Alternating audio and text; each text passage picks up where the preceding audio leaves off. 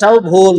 আল্লাহ রাসূল বলেন, সাহাবারা শোনো, আমি মনে করি না দুর্ভিক্ষ অনেকদিন বৃষ্টি হয় নাই, আমি মনে করি না যে এটা, আমি মনে করি বৃষ্টি হয়েছে তারপরও আপনার ফসল, আপনার ফলন, আপনার মাঠ আপনার ফলন দেয় না।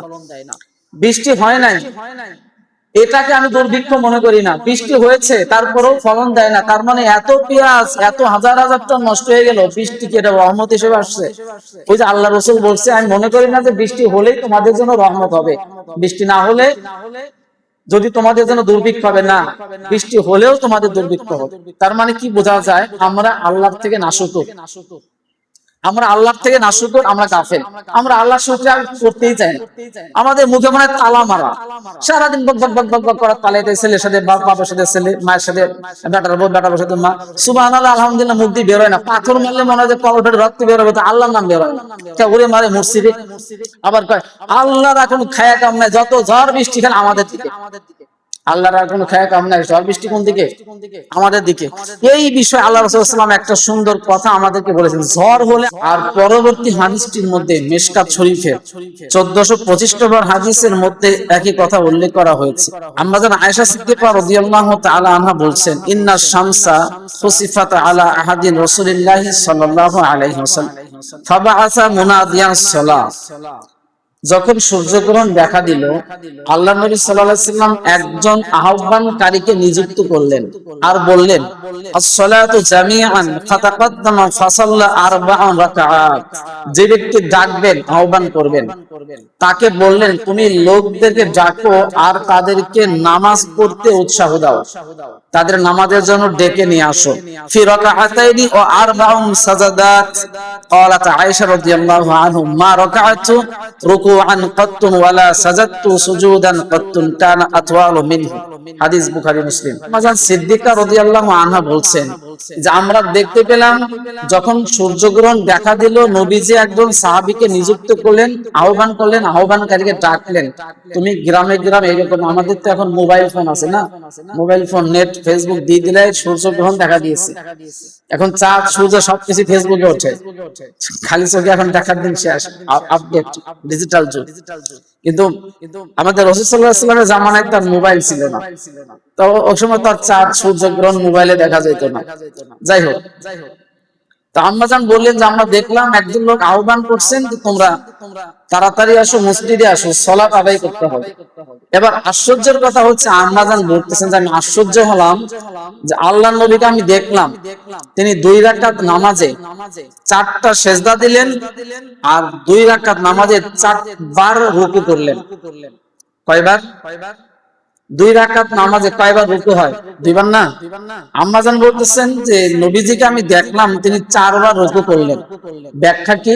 মুহাদ্দিসিন ইকরাম বলেন, রাসূল সাল্লাল্লাহু আলাইহি ওয়াসাল্লাম প্রথম রুকু করলেন, এরপরে তিনি উঠে গেলেন, উঠে যাওয়ার পরে প্রথম রাকাতে প্রায় 3 পারা, অর্থাৎ সূরা বাকারা পরিমাণ, সূরা বাকারা 3 পারা, এই সূরা বাকারা পরিমাণ ইবনে আব্বাস বলতেছেন যে আমরা দেখলাম রাসূল সাল্লাল্লাহু আলাইহি ওয়াসাল্লাম সূরা বাকারা পরিমাণ প্রথম কিরাত, মানে প্রথম রাকাত করলেন, সূরা বাকারা পরিমাণ তিনি তেলাওয়াত করলেন, রুকু করলেন, আবার দাঁড়ালেন, আবার অনুরূপ আরেকটি সূরা করলেন কিন্তু তার থেকে একটু ছোট। তাহলে 2 বার তিনি রুকু করলেন। রুকু করা অবস্থায় তিনি আল্লাহর কাছে এইভাবে হাত তুললেন। কথা কি বুঝতেছেন, দেখতেছেন? আল্লাহর কাছে এইভাবে দোয়া করলেন। নামাজে আছেন কিন্তু কিসের নামাজ বলেন তো? কিসের নামাজ? সূর্যগ্রহণের নামাজ। এটা মুখস্থ করতে হবে। সূর্যগ্রহণের সময় কি করতে হয়? আমাদের গ্রামের মেয়েদের তথাকথিত কথা আছে, মাছ কাটা যাবে না, তাহলে বাচ্চার ঠোঁট কাটা হবে। তারপরে আরো অনেক কিছু আছে, চুলায় জাল দেওয়া যাবে না, এই সময় খাবার খাওয়া যাবে না, তারপর আরো আছে অনেক কিছু, এগুলো মনে আসতেছে না। মহিলারা এগুলো এলাকার মধ্যে বলে থাকে, অনেক পুরুষরা যারা মুরব্বী আছেন আজকের থেকে এই ভ্রান্ত আকীদা দূর করতে হবে। এগুলো কুফরি পর্যায়ে চলে যায়। আল্লাহ যেটা বলে নাই সেটা বলা যাবে না, আল্লাহ রাসূল যেটা বলছেন করছেন ওইটা বলতে হবে। আল্লাহ রাসূলের উপরে তার কোনো কথা নাই, আছে দুনিয়ার মধ্যে কোনো কথা নাই, শুধু আল্লাহ রাসূলের কথাটাই সুন্দর এবং আল্লাহ রাসূলের কথাটাই আমাদের জন্য মঙ্গলজনক। যে কথা বলছিলাম আল্লাহ নবী সাল্লাল্লাহু আলাইহি সাল্লাম দুইবার রুকু, চারবার রুকু করলেন, চারটাই সিজদা করলেন। আর ইবনে আব্বাস বলতেছেন আমি দেখলাম আল্লাহ রাসূল সাল্লাল্লাহু আলাইহি সাল্লাম নামাজ পড়েছেন সূর্যগ্রহণে 6বার রুকু করেছেন, 4বার সিজদা করেছেন। কয়বার? 6বার রুকু করেছেন, 4বার সিজদা করেছেন। তার মানে এই নামাজের গুরুত্ব বোঝানোর জন্য আল্লাহ নবী সাল্লাল্লাহু আলাইহি সাল্লাম রুকু করেছেন, রুকু থেকে উঠে আবার তিনি সূরা পড়েছেন, আবার রুকু করেছেন, আবার তিনি সূরা পড়েছেন। তুলনামূলক আগে যে রাকাতে সূরা পড়েছেন, পরের রাকাতে একটু ছোট পড়েছেন, তারপরে একটু ছোট পড়েছেন, তারপরে একটু ছোট পড়েছেন। এরপরে তিনি রুকু শেষ সিজদায় গিয়েছেন। আম্মা জান আয়েশা বলতেছেন, দেখেন কি বলেন, সুজুদান কাতুন কান আতওয়ালু মিনহু, তিনি এত লম্বা করলেন, তার সেজদা এত পরিমাণ লম্বা করলেন। আমরা তো সুবহানাল্লাহ আলা সুবহানাল্লাহ আলা সুবহানাল্লাহ আলা 3বার শেষ, 3 সেকেন্ড লাগে না, আমরা এরকম করি না, এরকম করি। আবার অনেকে আছে, এর আগে কথাটা বলছিলাম, আপনারা যে কান দিয়ে শোনেন না, নামাজে রুকু থেকে যখন উঠবেন কমপক্ষে রব্বানা লাকাল হামদ এতটুকু পরিমাণ 1 সেকেন্ড পরিমাণ উঠে দাঁড়া থাকতেই হবে, এটা ওয়াজিব, অর্থাৎ ফরজের নিম্ন স্তর। যদি এমনটি না করেন তাহলে আপনার নামাজ বাতিল বলে গণ্য হবে, নামাজ হবে না। আমি অনেক বিশেষ করে মুরব্বীরা যারা আছে, এত তাড়াহুড়া কিসের আপনাদের নামাজে? রুকুতে যাবেন, সুবহানাল্লাহিল আযীম 3বার বলবেন। সুবহানাল্লাহিল আযীম যদি একবার কম হয় আপনার নামাজ ভাঙবে না, আপনার নামাজ বিন্দুমাত্র ভাঙবে না, তবে নামাজের সুন্নতের ত্রুটি হবে। কিন্তু সুবহানাল্লাহিল আযীম আপনি 3বার 4বারই বলছেন, উঠে দাঁড়িয়েছেন, সামি আল্লাহু লিমান হামিদা, কমপক্ষে কি বলতে হবে? রব্বানা লাকাল হামদ। এবার স্থিরভাবে সুন্দর মতো আপনি সিজদা চলে যান। এটা হলো নামাজের সৌন্দর্য। আপনি কি করেন? আল্লাহু আকবার, মানে লুঙ্গি ভাঁজ করে সেটা পারেন এরকম নিয়ে মনে হয় নামাজের ভিতরে যুদ্ধ শুরু করে দিচ্ছে। মাইন্ড করতেছেন কথা? নামাজের সৌন্দর্য হচ্ছে নামাজের রুকু তাসবিহ গুলো ঠিক রাখা। এর আগে হাদিস বলেছিলাম তো, যে আল্লাহ রাসূল বলেছেন সবচাইতে বড় চোর যে নামাজ চোর। আবহাওয়া যখন খারাপ হয়, সূর্যগ্রহণ যখন হয়, নবীর চেহারা বিবর্ণ হয়ে গেল, তাহলে যখন আমরা সূর্যগ্রহণ লাগবে, 1 নাম্বার কি করতে হবে? কে বললেন? খাওয়া দাওয়া বন্ধ করে বসে থাকবেন, ঠিক কিনা? সালাত আদায় করবেন, নামাজ পড়বেন। নামাজে দাঁড়িয়েছেন যে আল্লাহ আমার উম্মতকে ধ্বংস করে দিও না, মনে হয় যেন কিয়ামত হয়ে গেল, মনে হয় যেন কিয়ামত হয়ে গেল। রাসূল সাল্লাল্লাহু আলাইহি ওয়াসাল্লামের আদর্শ। এজন্য যখন সূর্যগ্রহণ হবে, সূর্যগ্রহণ লাগবে, সাথে সাথে আপনার দায়িত্ব হচ্ছে মুনাদিয়ান, লোকদেরকে ডেকে আনবেন ইলা সালাত, নামাজের দিকে। যখন আপনি নামাজের দিকে ডেকে আনবেন, আপনি জামাত করবেন। রাসূল সাল্লাল্লাহু আলাইহি ওয়াসাল্লাম জামাতে নামাজ পড়েছেন, এখানে মতপার্থক্য আছে, তো অধিকাংশ সহিহ হাদিস প্রমাণ করে আল্লাহ রাসূল জামাতে সালাত আদায় করেছেন। অধিকাংশ এবং হাদিস, অনেকগুলো হাদিস বুখারী মুসলিম থেকে বেশি নেওয়া, যে আল্লাহ রাসূল যখন নামাজ পড়তেন রুকু সিজদায় দেরি করতেন এবং নামাজ শেষ করে আল্লাহর শুকরিয়া আদায় করতেন আর আল্লাহর কাছে হাত তুলতেন। হাত কতটুকু তুলতেন? সাহাবী ইবনে আব্বাস বলেন এইভাবে হাত তুলতেন। কোন ভাবে? আমার দিকে লক্ষ্য করেন, তিনি এইভাবে হাত তুলতেন, তার বগলের সৌন্দর্য আমরা সাহাবীরা দেখতে পাইতাম। সুবহানাল্লাহ। এক সাহাবী বলতেছেন, উনি চিন্তা করতেছেন, উনি হলো তীর নিক্ষেপকারী, জিহাদ লাগে না যুদ্ধের সময়, তীর নিক্ষেপকারী। উনি বলতেছেন যে সূর্যগ্রহণ লেগে গেছে, এখন আল্লাহর নবী সাল্লাল্লাহু আলাইহি সাল্লাম এই সময় কি করেন আমার একটু দেখার দরকার। তিনি তীর ধনুক ফেলে দিয়ে রাসূল সাল্লাল্লাহু আলাইহি সাল্লামের কাছে গেছেন, যে দেখেন যে রাসূল সাল্লাল্লাহু আলাইহি সাল্লাম দোয়া করতে খুব ব্যস্ত আছেন, আল্লাহর কাছে খুব পরিমাণে দোয়া করতেছেন, খুব পরিমাণে দোয়া করছেন, কান্নাকাটি করতেছেন। এবার যখন কান্নাকাটি শেষ হয়ে গেছে, এবার তিনি 2 রাকাত সালাত আদায় করলেন। সালাত আদায় করার পর আমরা জিজ্ঞেস করলাম, যে ইয়া রাসূলুল্লাহ আপনি এতক্ষণ কি দোয়া করলেন, দোয়া করলেন কেন, সালাত আদায় করলেন কেন? সাহাবীদের কাজই ছিল নবীর থেকে কিছু শিক্ষা। তিনি বললেন যে শোনো, আজকে সূর্যগ্রহণ, আর এই সূর্যগ্রহণের সময় তোমরাও দোয়া করবে, তোমরাও নামাজ আদায় করবে এবং নামাজের পরে আল্লাহর কাছে বেশি বেশি পরিমাণে তার প্রশংসা জ্ঞাপন করবে। এটা হলো সূর্যগ্রহণের ব্যাপার। পরবর্তী হাদিসের মধ্যে আয়েশা রাদিয়াল্লাহু তাআলা আনহা মিশকাত শরীফের 1396 নম্বর হাদিসের মধ্যে তিনি বলতেছেন, যাহারা নবী সাল্লাল্লাহু আলাইহি সাল্লাম ফি সালাতিল খুসুফি লিকিরাআতিহি। এবার আপনি যে নামাজ পড়বেন, নামাজে আমরা মাগরিবের নামাজ, ফজরের নামাজ, এশার নামাজ আমরা একটু জোরে কেরাত করি না, ইমাম সাহেবরা জোরে পড়ে বা আমরা জামাতবদ্ধ হলে জোরে জোরে কেরাত জোরে পড়ি। এখন আল্লাহ রাসূল সাল্লাল্লাহু আলাইহি ওয়াসাল্লামের এই হাদিসটিও আম্মাজান বলতেছেন, যাহারা নবী সাল্লাল্লাহু আলাইহি ওয়াসাল্লাম অর্থাৎ নবী সাল্লাল্লাহু আলাইহি ওয়াসাল্লাম প্রকাশ্য করলেন ফি সালাতিল খুসুফি লিকিরাআতিহি, তিনি সালাত আদায় করলেন এবং জোরে জোরে কোরআন তেলাওয়াত করলেন, যদিও আস্তে পড়ার হাদিসও আছে। এখন আপনারা যেমন একটা হাদিস মান্য করতে পারেন, যদি ইমাম সাহেব থাকে, ইমাম সাহেব জোরে জোরে কোরআন তেলাওয়াত করবেন এবং আল্লাহ তাআলার কাছে ওই পরিমাণ নিয়ত করে দাঁড়াবেন যেই পরিমাণ রাসূল সাল্লাল্লাহু আলাইহি ওয়াসাল্লাম আল্লাহর কাছে যেভাবে যে পদ্ধতি চেয়েছেন বলেছেন। তাহলে আমাদের সূর্যগ্রহণের সময় দুইটা কাজ হয়ে গেল। এক, আমরা যখন আসব তখন সালাত আদায় করব এবং ওই সময় কেউ মাছ কুটা যাবে না, ওই সময় কেউ গোসল করা যাবে না, ওই সময় নদীতে থাকা যাবে না। এই সকল জাতীয় জিনিস হলো ভ্রান্ত কুসংস্কার। মুসলমানদের একটা মানে কুফরিতে বা বিদআতে এই জাতীয় জিনিসগুলোর মধ্যে মানুষদের ফেলে দেওয়ার জন্য চেষ্টা করা হয়। আর বরাবরই আমাদের রাষ্ট্রগুলো ছিল হিন্দায়িত্ব রাষ্ট্র, যার কারণে অনেক কিছু হিন্দু ভাইদের থেকে আমাদের ভিতর চলে আসে, এগুলো পরিত্যাগ করা। তাহলে আমাদের সূর্যগ্রহণের সময় হচ্ছে সালাত আদায় করা এবং সালাত শেষে আল্লাহ তাআলার কাছে আল্লাহর শুকরিয়া আদায় করা। নবীজির এমন কোন দোয়া নাই, নবীজির এমন কোন চাওয়া নাই, নবীজির এমন কোন মুনাজাত নাই যেই মুনাজাতে, যেই দোয়ায়, যেই নবীজি আল্লাহর প্রশংসা জ্ঞাপন করেন। প্রত্যেকটা দোয়ায় তিনি আগে বলতেন আলহামদুলিল্লাহি রাব্বিল আলামিন। প্রথমটা কি বলতেন? আলহামদুলিল্লাহি রাব্বিল আলামিন। ওই যে সালাতুল খুসুফের নামাজ পড়েছেন, এরপরও আল্লাহর কাছে বলেছেন আলহামদুলিল্লাহি রাব্বিল আলামিন। তাহলে প্রত্যেকটা দোয়ায় আল্লাহর গুণকীর্তন, প্রশংসা, শুকরিয়া আদায় করে থেকে শুরু করে আল্লাহ তাআলার কাছে বেশি পরিমাণে চাওয়া। ইন্নাশ শামসা ওয়াল কামারা, যখন চন্দ্র এবং সূর্য গ্রহণ লেগে যাবে তখন তোমাদের দায়িত্ব কি? ইন্নাশ শামসা ওয়াল কামারা আয়াতানি, আল্লাহ রাসূল সাল্লাল্লাহু আলাইহি ওয়াসাল্লাম বললেন চন্দ্র এবং সূর্য এই দুইটা হচ্ছে আল্লাহর নিদর্শন। এই দুইটা কি? আল্লাহর নিদর্শন। মিন আয়াতিল্লাহি লা ইয়াকসাফানি লিমাউতি আহাদিন ওয়ালা লিহায়াতিহি। আল্লাহ রাসূল সাল্লাল্লাহু আলাইহি ওয়াসাল্লাম বললেন যখন চন্দ্রগ্রহণ হয়, সূর্যগ্রহণ হয়, তোমরা মনে রেখো এই দুইটা হচ্ছে আল্লাহর একটা নিদর্শন, আল্লাহর দুইটা সৃষ্টি। তোমরা তখন গালাগালি পারবে না। আর মনে রেখো এটা জন্ম এবং মৃত্যুর সাথে কোনো কানেক্ট নাই, সম্পর্কটা হচ্ছে এই দুইটা আল্লাহ তাআলার একটা সৃষ্টি মাত্র। আল্লাহ রাসূল সাল্লাল্লাহু আলাইহি ওয়াসাল্লাম এখন কি বলতেছেন? ফাইজা রাআইতুম যালিকা ফাযকুরুল্লাহ। আল্লাহ রাসূল সাল্লাল্লাহু আলাইহি ওয়াসাল্লাম বলেন যখন তোমরা দেখবা চন্দ্রগ্রহণ, সূর্যগ্রহণ হচ্ছে, ফাযকুরুল্লাহ, অথবা তখন তোমরা আল্লাহর জিকির করবে। মুহাদ্দিসিনে কেরাম চারটা জিকির এখানে যোগ করেছেন। এক নাম্বার সুবহানাল্লাহ, চন্দ্রগ্রহণ সূর্যগ্রহণ যখন হবে জিকির করতে বলেছেন। এক নাম্বার কি? সুবহানাল্লাহ। দুই নাম্বার আলহামদুলিল্লাহ, ওয়া লা ইলাহা ইল্লাল্লাহ, আল্লাহু আকবার। এই চারটা জিকিরে একটা লাইন আছে, চারটা জিকিরে একটা লাইন আছে, সুবহানাল্লাহি, আলহামদুলিল্লাহি, ওয়া লা ইলাহা ইল্লাল্লাহু, আল্লাহু আকবার। এই চারটা কথা মিলে একটা লাইন। যদি আরেকটু বাড়িয়ে বলতে পারেন, যদি কেউ পারেন, তাহলে পড়বেন ওয়ালা হাওলা ওয়ালা কুওয়াতা ইল্লা বিল্লাহ, যদি কেউ পারেন।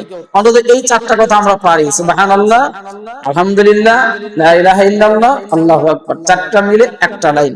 এই জিকিরগুলো আল্লাহ রাসূল সাল্লাল্লাহু আলাইহি সাল্লাম করেছেন এবং করতে বলেছেন। আমরা যেটা করি, হুজুর দেখেন তো, নেটে দেখেন তো কয় ঘন্টা আছে আর সূর্যগ্রহণ, হুজুর দেখেন তো তাড়াতাড়ি শেষ হচ্ছে নাকি। মানে আমাদের তাড়াহুড়া কত, মানে দিন গেলেই আমরা বেঁচে যাই। আমাদের এত তাড়াহুড়া, আমাদের এত কাজ, আমরা সুবহানাল্লাহ বলবো কখন? আমার তো মনে হয় না অনেকে এখানে এক সপ্তাহের ভিতরে একবার সুবহানাল্লাহ বলছেন।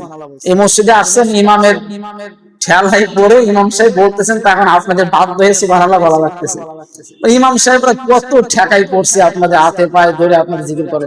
কিন্তু যেহেতু বৈশাখ মাস, আমার এই আবহাওয়া খুববার উপরে, আমরা এলাকা অনেক কৃষিজীবী মানুষ আছি, সকল জাতীয় মানুষ আছে, আমাদের জানা দরকার বৃষ্টির সময় আল্লাহ রাসূল কি করতেন, ঝড় হলে তিনি কি করতেন। এজন্য আমি চন্দ্রগ্রহণ, সূর্যগ্রহণ থেকে আগে শুরু করলাম। দুই নম্বর, গ্রহণের সময় দান করা। গ্রহণের সময় কি করা? যখন চন্দ্রগ্রহণ, সূর্যগ্রহণ দেখবেন, দানে বিপদ কাটে। আবু বকর সিদ্দিক রাদিয়াল্লাহু আনহু থেকে একটা হাদিস বর্ণিত আছে মিশকাত শরীফের 1403 নম্বর 811 নম্বর পৃষ্ঠার মধ্যে। আবু বকর সিদ্দিক রাদিয়াল্লাহু আনহু তিনি বলতেছেন যে আল্লাহর রাসূল আমাকে বললেন তুমি দাস মুক্তি করে দাও। কি মুক্তি করে দাও? তাহলে গ্রহণের দিনে দান করে দাও, মানে দাস মুক্ত করে দাও। তাহলে কি হলো? তিনি দান করলেন। আমাদের সমাজে দাস নেই, তাহলে আমরা কি করব? আমাদের সামর্থ্য অনুযায়ী যতটুকু সম্ভব ওই পরিমাণ অর্থ আমরা আমার ভালো লাগা ব্যক্তিকে হাদিয়া দিয়ে দেবো, দান করে দেবো। তাহলে কি হবে? আমার গ্রহণের সময় আমার উপরে যে বিপদটা আসার কথা ছিল, আল্লাহ তাআলা সেটাকে আমার থেকে কাটিয়ে দিবেন। আর সব শেষ কথা, সূর্য গ্রহণ যখন লাগবে, আল্লাহ রাসূল সাল্লাল্লাহু আলাইহি ওয়াসাল্লাম কোন এক গ্রহণের দিনে তার একটা ছেলের নাম ছিল ইব্রাহিম। ইব্রাহিম ইন্তেকাল করলেন। ইন্তেকাল করার পর আল্লাহ রাসূল সাল্লাল্লাহু আলাইহি ওয়াসাল্লাম সিজদায় গেলেন। অন্য একটা হাদিসে এসেছে আল্লাহ রাসূল সাল্লাল্লাহু আলাইহি ওয়াসাল্লামের একজন স্ত্রী মারা গেলেন এবং তিনি সিজদায় গেলেন। সাহাবীরা বললেন যে হুজুর আপনি কিসের সিজদা করলেন? আল্লাহর রাসূল বললেন যে আমার সন্তান আজকে আমার থেকে পৃথিবীর থেকে বিদায় নিয়ে চলে গেছে, তো আমি আল্লাহর কাছে, এটা তো আমার একটা বিপদ, এটা তো আমার একটা মুসিবত, আমি আল্লাহর কাছে বিপদে মুসিবতে সবসময় সিজদা করেছি। অন্য একটা হাদিসের মধ্যে এসেছে আল্লাহ রাসূল সাল্লাল্লাহু আলাইহি ওয়াসাল্লাম এর সঙ্গে সাহাবীরা মক্কা থেকে মদিনায় যাচ্ছেন কোন এক সময়। তো আল্লাহ নবী সাল্লাল্লাহু আলাইহি ওয়াসাল্লাম যখন যাচ্ছেন, সাহাবীরা বললেন আমরা দেখলাম আল্লাহ রাসূল ঘোড়া থেকে নামলেন, নামার পরে জমিনে সিজদা করলেন, দীর্ঘক্ষণ সিজদা করার পরে আবার কপাল উঠালেন। আল্লাহ রাসূল সাল্লাল্লাহু আলাইহি ওয়াসাল্লামকে সাহাবারা বললেন হুজুর আপনি কিসের সিজদা করলেন? বললেন যে শোনো, আমি প্রথম সিজদা করলাম, আল্লাহ রাব্বুল আলামিন আমাকে বলেছেন আমার উম্মতের 3 ভাগের 1 ভাগ গুনাহ maaf করে দেওয়া হয়েছে, সুবহানাল্লাহ। 2 নাম্বার আবার সিজদা করলাম, এই যে খুশি, আমি খুশি হলাম যে উম্মতকে maaf করে দেওয়া হচ্ছে। আবারও সিজদা করলাম, আল্লাহ তাআলা আবারও আমাকে 1/3 গুনাহ maaf করে দেওয়ার ঘোষণা দিলেন। আবারও সিজদা করলাম, আল্লাহ আমাকে আবারও 1/3 গুনাহ মোচন করার ওয়াদা করলেন যে আপনার উম্মতের গুনাহ মোচন করে দেওয়া হবে, সুবহানাল্লাহ। এই যে খুশি আনন্দে আল্লাহ তাআলার কাছে আবিসিনিয়ায় লাগে সিজদা করেছেন। 1 নাম্বার কাজই করতে হবে আলহামদুলিল্লাহ। কি বলতে হবে? যখন আনন্দ হবে তখন প্রথম শব্দটা কি হবে? আলহামদুলিল্লাহ হবে। সর্বশ্রেষ্ঠ পন্থা হচ্ছে 2 রাকাত সালাত আদায় করা। 4 নাম্বার, বৃষ্টি হলে আমরা কি করব? এটা মিশকাতের হাদিস 1415 নম্বর 48 নম্বর পৃষ্ঠায়। বৃষ্টিতে ভেজা রাসূল সাল্লাল্লাহু আলাইহি ওয়াসাল্লামের একটা সুন্নাত। হাদিসটি বর্ণনা করেছেন হযরত আনাস রাদিয়াল্লাহু আনহু, তিনি বলতেছেন আর আনাস রাদিয়াল্লাহু আনহু قال আসাবানা ওয়া নাহনু মা রাসূলিল্লাহ সাল্লাল্লাহু আলাইহি ওয়াসাল্লাম মাতার ক্বালা ওয়া হাসারা রাসূল সাল্লাল্লাহু আলাইহি ওয়াসাল্লাম। অর্থাৎ তিনি ঈদগাহে গেলেন। ঈদগাহ মানে ঈদের নামাজে না, কিন্তু ঈদগাহে তিনি বৃষ্টির জন্য দোয়া করতেন, এটাকে বলা হয় সালাতুল ইস্তিসকা। তিনি সালাত আদায় করলেন। সালাত আদায় করার পরে তিনি দেখলেন আকাশের অবস্থা খুব ভালো, বৃষ্টি আসা ভাব। নবীজি এরকম মাথার থেকে টুপি খুলে, হাদিসে আসছে কাপড় খুলে, তার মানে পাগড়ি জাতীয় কিছু ছিল অথবা রুমাল ছিল, কি ছিল এটা স্পষ্ট নেই, ব্যাখ্যা আছে। তো তিনি টুপি পাগড়ি এরকম সব খুললেন। খোলার পরে এবার আনাস রাদিয়াল্লাহু আনহু বলতেছেন যে হুজুর আপনি মাথার কাপড় খুলে ফেললেন। আল্লাহ রাসূল সাল্লাল্লাহু আলাইহি ওয়াসাল্লাম বললেন যে এখনই বৃষ্টি হবে, আল্লাহর রহমতের বৃষ্টি। তো আল্লাহর এই রহমতের কল্যাণকর পানি যেন আমার মাথায় পড়ে, এজন্য আমি মাথাটাকে খালি করে দিলাম, সুবহানাল্লাহ। বৃষ্টির বিষয়ে 6 নম্বর যে কথা আল্লাহ রাসূল বলছেন আল্লাহুম্মা সাইয়্যিবান নাফিআ, এই দোয়াটা এখন মুখস্থ করবেন। বলেন তো আল্লাহুম্মা সাইয়্যিবান নাফিআ, সবাই বলেন নাফিআ, এই দোয়াটা একবারে মুখস্থ করবেন। আল্লাহুম্মা সাইয়্যিবান নাফিআ। কেন করবেন? আল্লাহ রাসূল বলছে আল্লাহ এই বৃষ্টির মধ্যে যা কল্যাণকর তাই দান কর। এই যে পেঁয়াজ হলো, হাজার হাজার টন পেঁয়াজ ব্যবসায়ীদের মাথায় বাড়ি কেন হলো বলেন তো? এই কৃষকরাই দোয়া পারে কিনা আমার তো সেটাই সন্দেহ আছে। আল্লাহুম্মা সাইয়্যিবান নাফিআ এটা করতে হয় কেন? কারণ বৃষ্টি হলেই আমরা বরকত রহমত মনে করব, এটাও ভুল। আল্লাহর রাসূল বলেন সাহাবারা শোনো, আমি মনে করি না দুর্ভিক্ষ অনেকদিন বৃষ্টি হয় নাই, আমি মনে করি না যে এটা, আমি মনে করি বৃষ্টি হয়েছে তারপরও আপনার ফসল, আপনার ফলন, আপনার মাঠ আপনার ফলন দেয় না।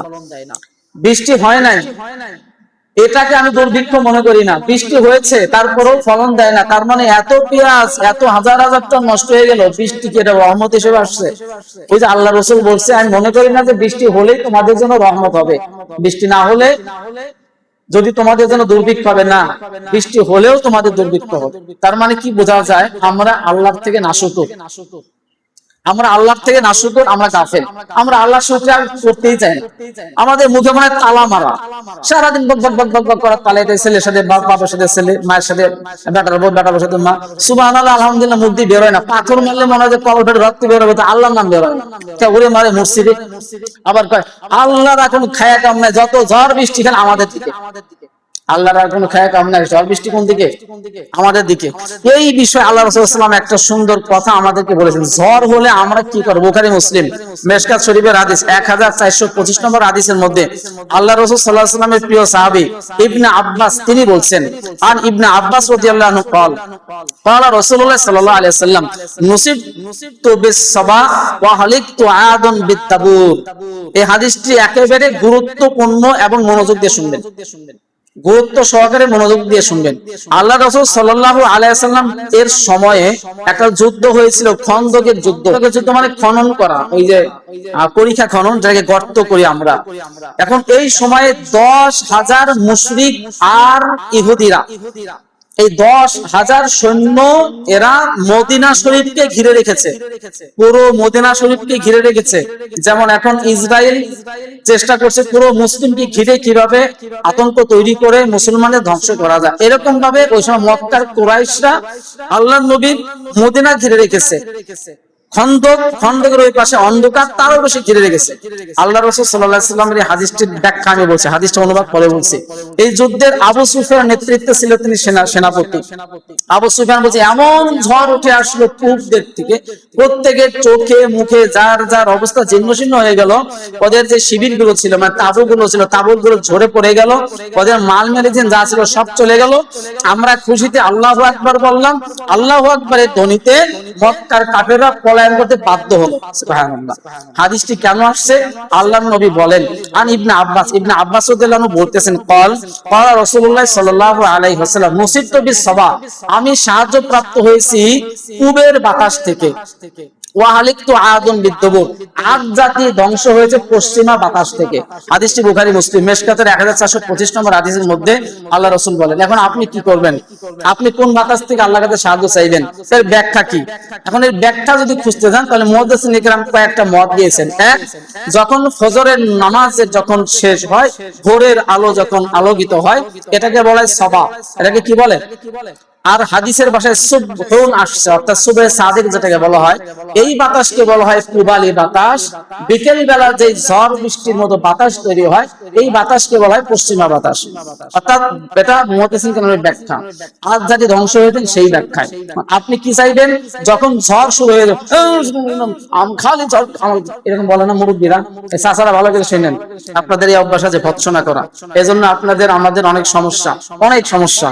সেই সমস্যাগুলো আরেক শুক্রবারে বলবো, এত কথা বলা যায় না।